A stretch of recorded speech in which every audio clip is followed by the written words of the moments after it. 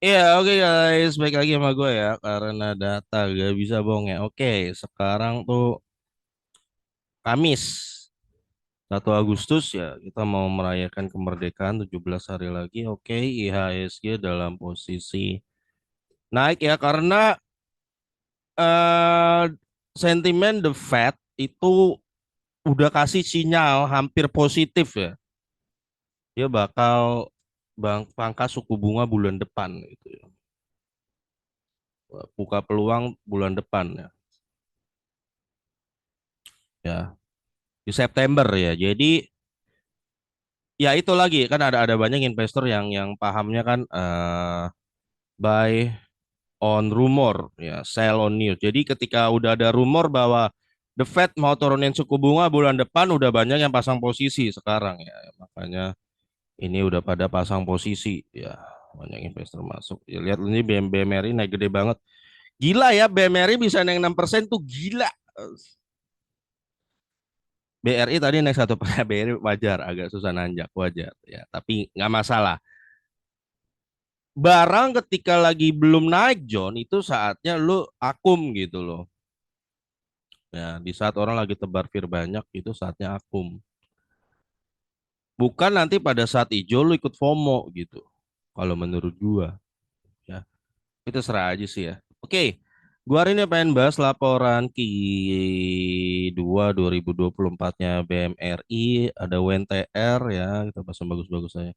Hexa yang lagi agak ngedrop ya, nanti kita lihat strateginya gimana. SMSM. Ya ini yang bagi dividen nih ya mantap ya. Keren 4 kali. Ini SMSM juga sektor yang menurut gua keren ya. Otomotif selalu naik mirip auto gitu ya. Karena otomotif itu kita udah akuin lah itu udah jadi kebutuhan premier, kebutuhan utama gitu. Udah bukan lagi kebutuhan sekunder gitu ya. Ini bisa lihat nih SMSM kinerjanya juga lagi naik. SMSM tuh lucu dia bagi dividen kan 4 kali tahun ya. Setiap mau naik bagi dividen dia naik nih. Nanti robo lagi nih 1.700 itu lu akum. Nah, kayak gitu aja. SII ya gue akan bahas juga yang bagus-bagus nih hari ini. Ya SII seperti biasa gue tetap dari dulu gue tetap bilang itu salah harga udah tetap aja. Terserah orang mau orang ada yang percaya bahwa dia akan terjun ke 2.000 ya silahkan. BRI ke 2.000 ya silahkan. Ya. Kalau kata George Soros ya John, good investment itu boring investment. George Soros ya. Ya. Ini jadi gini John, ketika lo udah lihat laporan keuangan gini-gini dan lo lebih ke arah well as I expected ya, ya udah mau dia lagi bagus pun lo juga tetap slow gitu ya, emosi lo slow maupun maupun lagi agak ngedrop gini misalnya kayak Hexa ya, oh agak ngedrop, oh nggak apa-apa, gue udah persiapkan gitu ya, gue udah diversifikasi sehingga penurunannya tidak akan mengguncang mental gue kayak kayak kemarin apa aja gue yang kena tuh pans. Eh, Ya sebenarnya ini nggak rugi sih Eksa ya. Ya, nggak rugi, tetap cuan. Cuma mungkin ngedrop. Ya pans lah sama ini. Ya maksudnya ketika lu tahu-tahu laporan keuangan perusahaan lu ngedrop dan lu sudah siap di situ, sudah bisa berkata as I expected ya. Ya seperti yang gue duga lah. Gue udah persiapkan gitu ya. Ya berarti lu udah ada di titik ya seperti George Soros bilang ya. Boring ya. Dia bilang gini, kalau investasi itu sangat menghibur, maksudnya so exciting ya lu bener-bener kayak wih naik wih kalau turun waduh nah dan lo you are having fun ya kalau lu bener-bener kayak gitu ya you are probably not making any money lu kelihatannya salah deh investasi gitu ya good investing is boring ya, dia bilang jadi investasi yang bagus itu justru membosankan ini ngomong George Soros lo ya jadi ketika lo udah ada di titik bahwa ketika kayak BMRI naik nih ya hari ini naik kan. Secara Porto gue juga naik gede John. Ya jadi tapi kita di titik ya oh ya udahlah gitu udah tahu gitulah gitu ya. Dan ketika ada yang turun pun bisa udah diantisipasi ya. Kemungkinan lo kalau udah di situ berarti hmm, gua rasa lo udah di arah cuan konsisten kalau menurut gua ya. ya. Karena lu udah minimalisir semua resiko gitu. Udah siap sama resiko semua dan udah siap sama cuan gitu loh. Tapi kalau lo di hijau langsung, wih, terbang gitu ya, terbang, bingung mau TP ya. Abis itu pas merah pun lo juga panikan ikut-ikut CL. Nah, coba dicek lagi gitu ya. Ya. Lo nih sebenarnya beneran lagi investasi apalagi judi. Yang kayak gitu judi, Jo. Judi. Ya kalau investasi itu entertaining kemungkinan lo lagi judi kemungkinan. Oke. Eh Ya, yang pertama akan gue bahas ya BMRI lah ya. Ya, ini kita nggak perlu ini lagi ya. Lihat, pokoknya dia rutin bagi dividen udah jelas. Pemegang saham mayoritas pemerintah Indo gitu ya. Eh, BCA pernah ada sejarah bangkrut. Ya, waktu dipegang kalau nggak salah grup Salim ya. Habis itu di tag sama grup Hartono Bersaudara ya. Itu swasta. Tapi kalau BRI, setahu gue belum.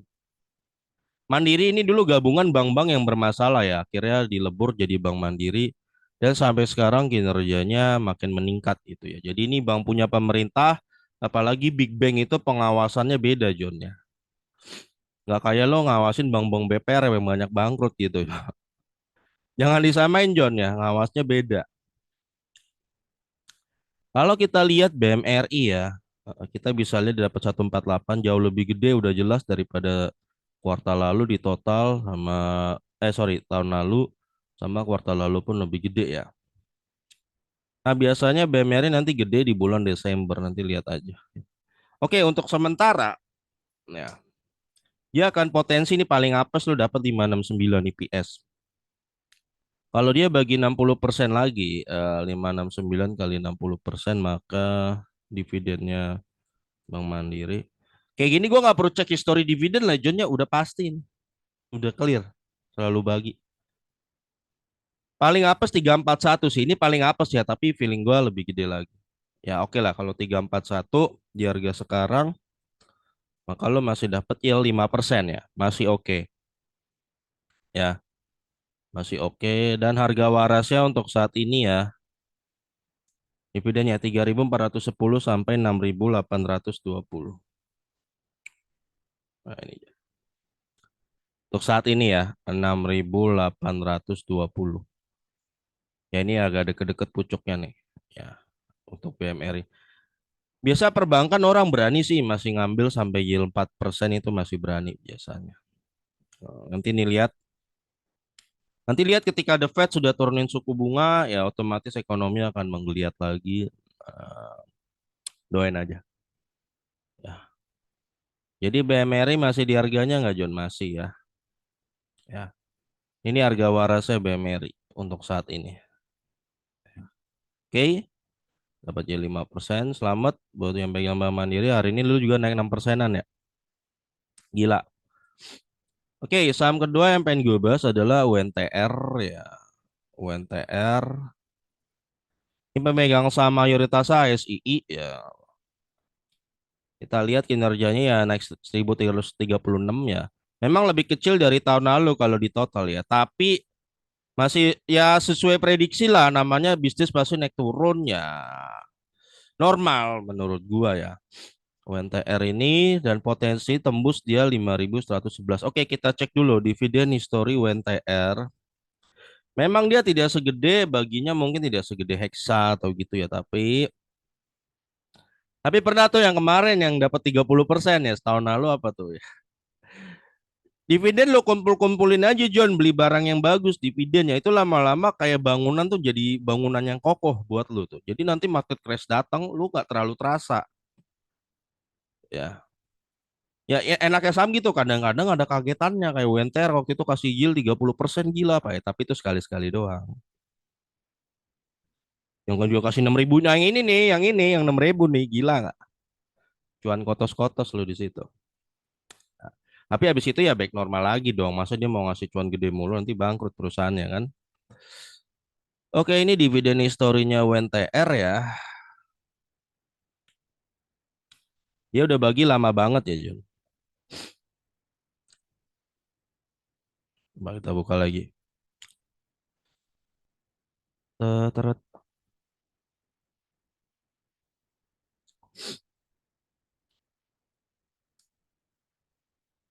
96 bagi 97 bagi ya 98 sampai 2003 dia bolong.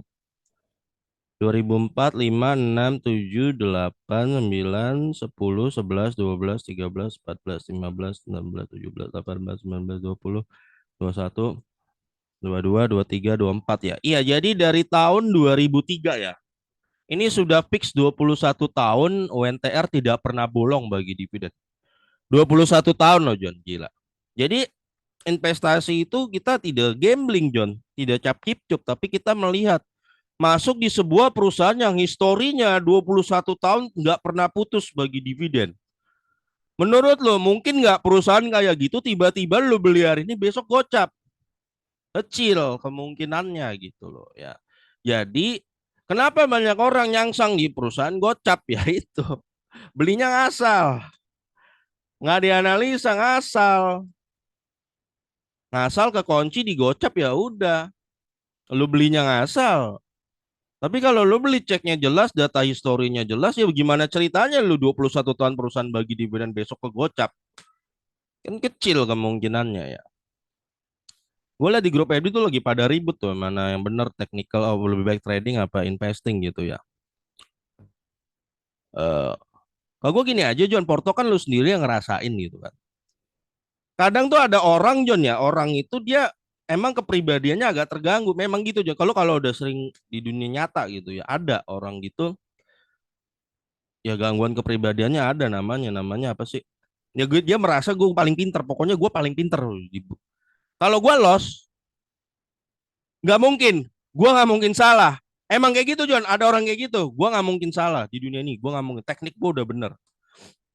Kalau gue kalah, ini berarti OJK dan BI yang ngerjain gue. Dia nggak pernah introspeksi di bawah diri gue yang salah dan teknik gue nggak pernah mau ngaku. Bagi dia mengakui kesalahan itu sebuah hal yang paling tabu dalam hidup dia. Padahal kalau orang normal yang pengen maju, dia ngakuin kesalahan, ubah gaya investasi, jebret, akhirnya terlihat. Ya kan Einstein kan pernah bilang ya, kegilaan itu adalah lo melakukan sesuatu berulang lagi, dan lo mengharapkan hal yang sama. Ada orang cut loss terus di trading, tak tak tak cut loss, dia terus ulang terus, tapi dia nggak pernah mau ngaku, mungkin gue yang salah teknik gue. Ya karena dia nggak pernah mau ngaku kesalahan dia ya, udah emang begitu. Kalau menurut gue nggak perlu diladenin. Capek. Yang penting kan yang lu lihat sendiri porto lu kayak gimana, udah lu sendiri yang melihat itu. Betul nggak? Gue lagi di jalur track yang bener nggak ya? Lu sendiri yang tahu lah. Ya gue juga nggak bisa bilang. Pokoknya lu sendiri yang paling tahu. Ya. Nah itu gue ketimbang berdebat nggak jelas, nggak usah lah. Gitu aja. Oke. Nah UNTR, ya itu John kalau kalau kita ya begitulah. Oke. UNTR nih grafiknya naik turun ya. Naik turun. Dia punya IPS 5.111 kali 40%, jadi kira-kira tahun depan ya dia akan bagi dividen sebesar 2044 ya. Di harga sekarang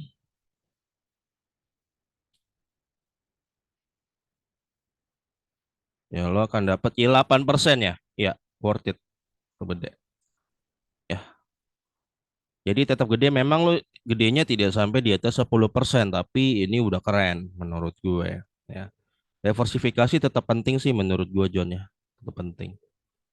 Jadi harga warasnya dia Quantary kali 10 dan kali 20 aja 2044 ya. Berarti 20.440 dan kali 20 40.880. Nah, ini adalah range harganya. Harga kita bisa katakan waras ya. Kenapa 40.000? Karena lo kalau beli 40.000 dividen 2.000 lo masih dapatnya 5%. Masih masuk akal ya. Tapi memang sebisa mungkin lo dapat di harga bawah sebisa mungkin gitu. Ya pokoknya ini kalau 25.000 masih di harganya ya menurut gue sih, kalau gue masuk-masuk aja gitu. Selama masih ada di rank segini, misalnya UNTR 32.000 gue masuk, 35.000 gue pun masuk gitu loh. Yang penting gue merasa masih worth it di harga-harga itu.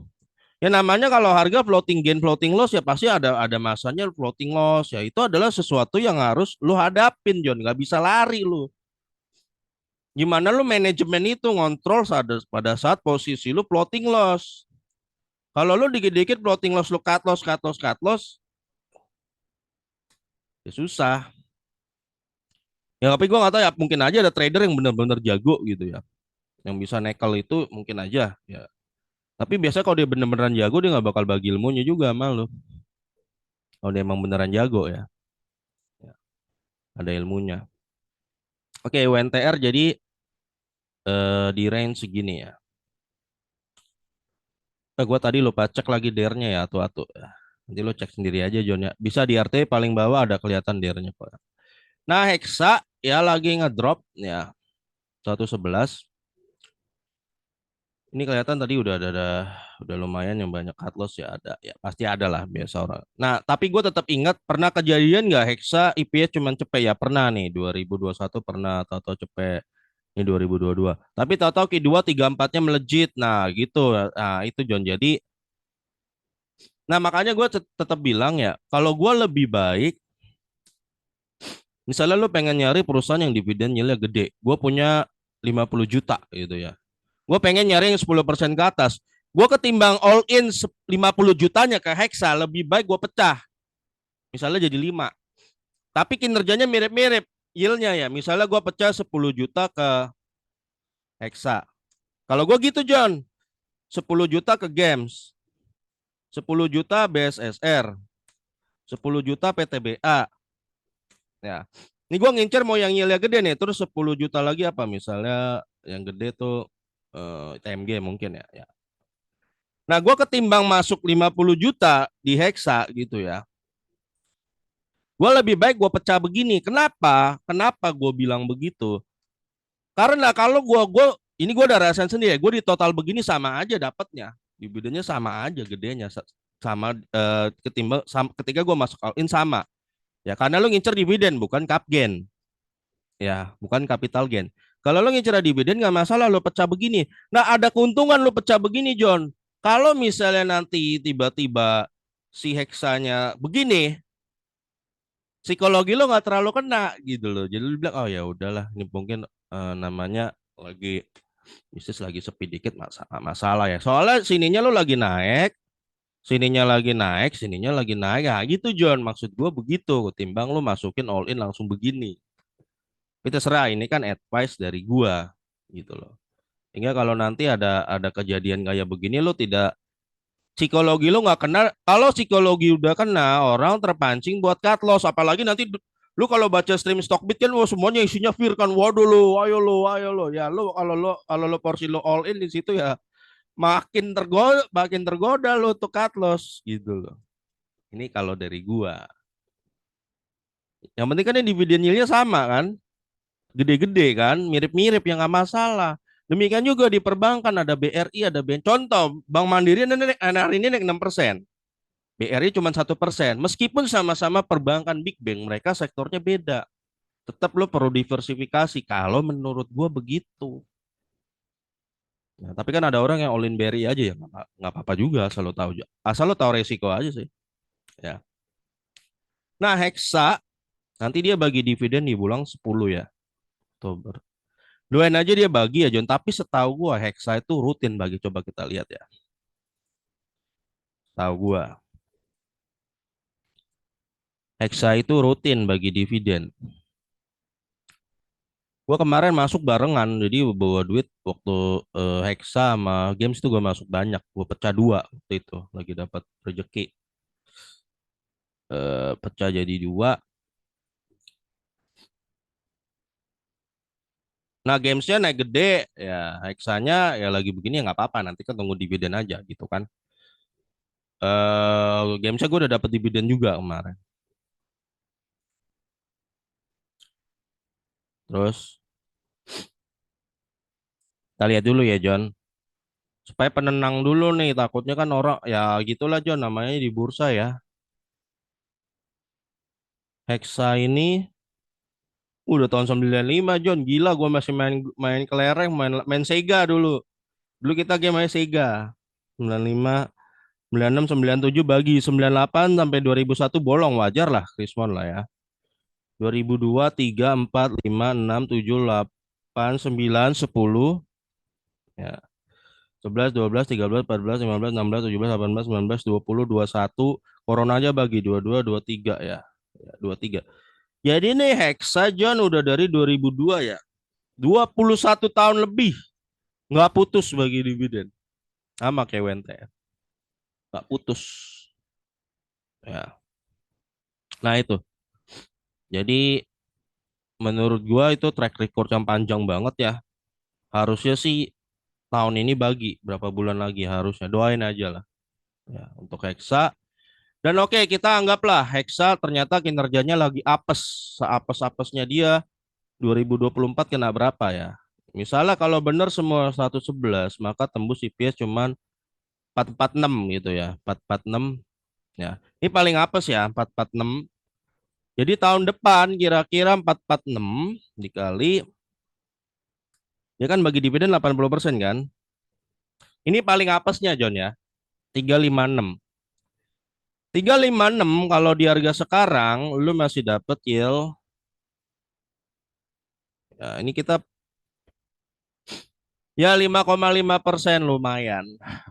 Ini kalau apesnya ya 5,5%. Ya, jadi untuk saat ini harga Hexa 356 ya kali 10 aja 3.500 sampai 7.120. Ya. Jadi ini kinerja paling apes ya John. Ya, lu masih dapat di sini harganya. Jadi 6375 masih di harganya masih. Jadi meskipun dia ngedrop menurut gua masih di harganya ya. Tapi doain aja tahu-tahu kan pernah kejadian kan. IPS 133 tahu-tahu naik jadi 259 ya. Doain aja Ki 234 ya. Ya. Memang sekarang perusahaan Jepang itu banyak katanya bangkrut di sana ya. Karena suku bunga yang tinggi ya. Suku bunga tinggi otomatis kan membuat mata uang dolar menguat kan dan yen melemah terhadap dolar. Otomatis kan pasti itu berdampak pada perusahaan-perusahaan di Jepang ya. Makanya semoga September ini The Fed mengakhiri mulai suku bunga tinggi ini dengan memulai motong suku bunga. Doain aja John. Itu yang kita harapkan. Ya. Tapi gua rasa dia potong sih buat dukung Kamala Harris kali. Bulan September ya. Oke. Nah, SMSM hari ini naik 6%. Mana bagi dividen. Ini emiten pokoknya setiap mau bagi dividen ya nah kita robo gitu-gitu aja pokoknya. Dia enaknya bagi dividen 4 kali setahun. John ya, 4 kali setahun. Dan secara grafik yang menariknya saham SMSM itu dia selalu bertumbuh John. Udah kayak perbankan aja grafiknya dia ya. Nih, tuh. Ini grafik wonderful company Don biasanya John. Ya.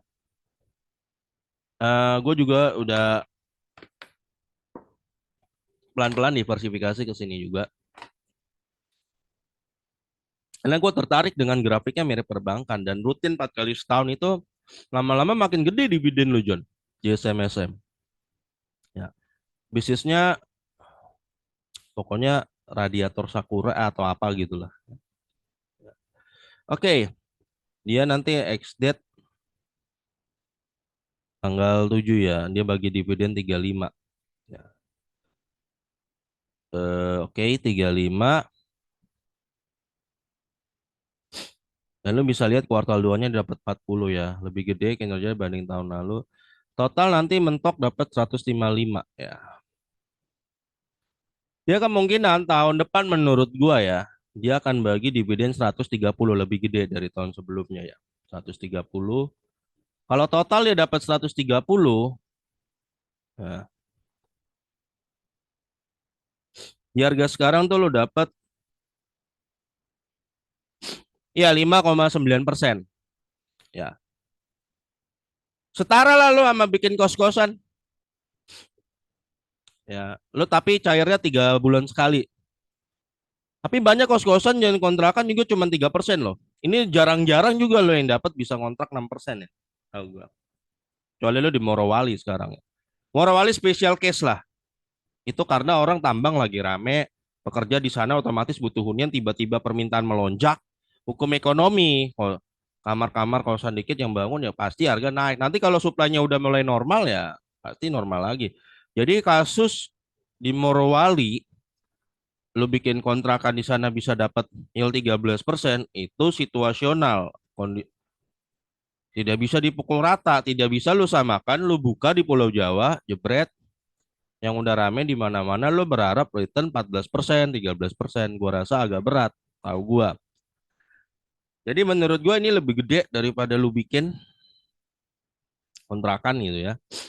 Enaknya, enaknya nggak ada biaya kos perbaikan gitu. Jadi lo nggak perlu capek-capek kontrol. Nanti apa yang rusak, ini lo nggak perlu capek-capek ya. Belum lagi kalau yang ngekos ternyata bandar ini pengedar narkoba kan lu puyeng juga kan. Yang kontrak rumah lu berkasus.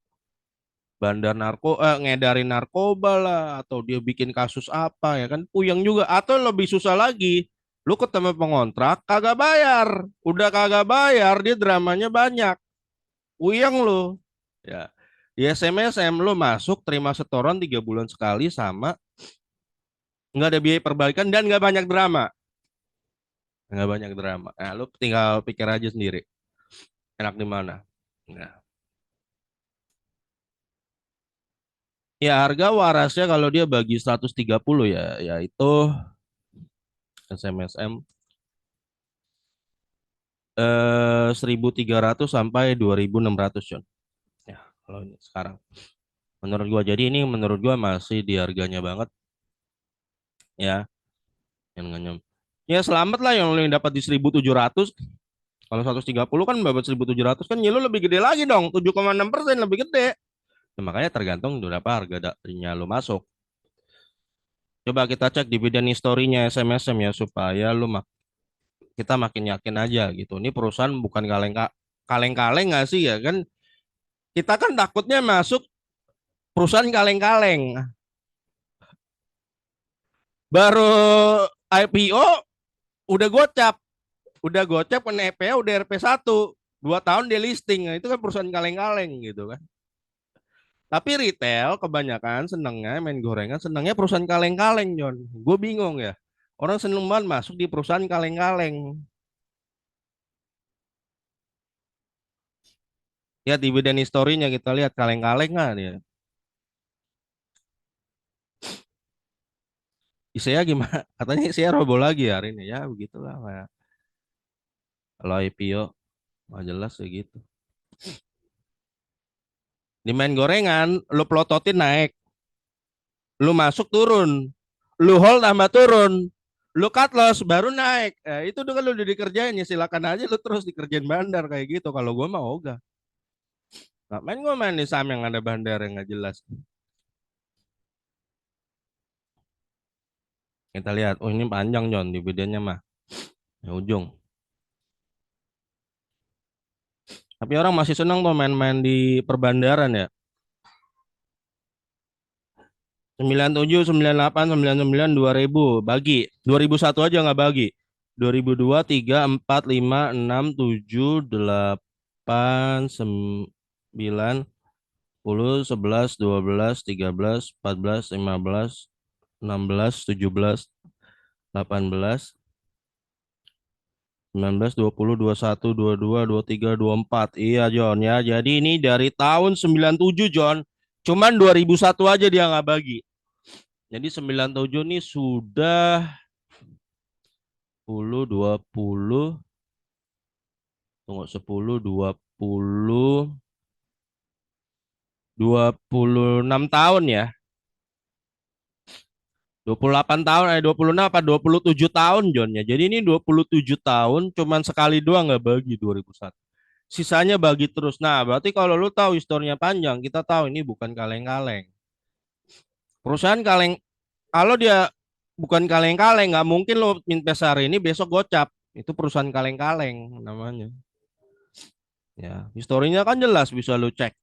Ya orang nggak mau belajar histori masuk-masuk aja ke Gocap ya itu lalu masuk perusahaan kaleng-kaleng. Ya. Oke, SMSM jadi oke. Nah, SI terakhir Jon, gue tinggal dikit ya, gue cepet aja. Ya, screening cepet-cepet aja lah Jon, nggak usah lama-lama. Yang penting kan cuan ya. Jadi dia dapat 207 lebih gede dari kuartal lalu. Memang lebih kecil dibanding tahun lalu ya. Tapi menurut gua ini hal normal ya. Menurut gua hal normal dan potensi sisi gua nggak perlu tanya lah, nggak perlu kasih tahu lagi ya histori dividennya udah panjang banget dong puluhan tahun ya. Nggak perlu diinin lagi lah ya. Dan dia potensi tembus 783 ya. Memang lebih kecil dari tahun lalu tapi dia baginya 62% dividen. Kalau dia bagi 62% lagi tahun depan 783 berapa? 60 berapa tadi? Aduh, 62 ya. 62%. Maka SII tahun depan total akan bagikan misalnya nih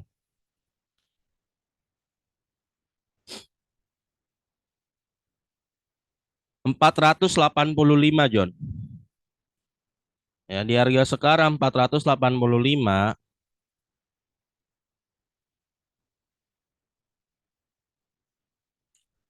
10%, ya, gila saham segede SII mah big cap gitu ya 10% itu jelas salah harga lah. Ya biarin aja ngepir-ngepir gitu. Justru jadikan kesempatan kalau menurut gua.